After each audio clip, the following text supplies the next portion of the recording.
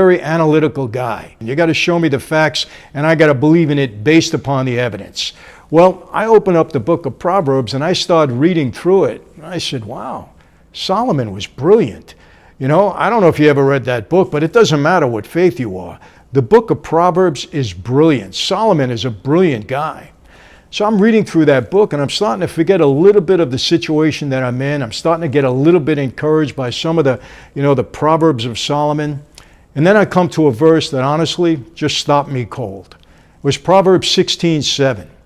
And it says, when a man's ways are pleasing to the Lord, even his enemies are at peace with him. Now, you know what got me?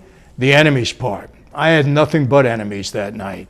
So I started to think about that, and it was all of a sudden that I started to be brought back, and I got convicted, maybe by the Holy Spirit. I can say that now. Convicted me. I kind of was looking in the mirror, and it said, hey, have your ways been pleasing to the Lord? And I decided to read on a little bit more.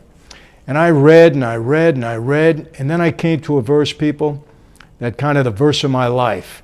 And I believe it should be the verse of every one of your lives. I think it all starts here. It's Proverbs 3, chapter 3, verses 5 and 6. It says, trust in the Lord with all your heart. Lean not on your own understanding. In all of your ways acknowledge him, and he will make your path straight.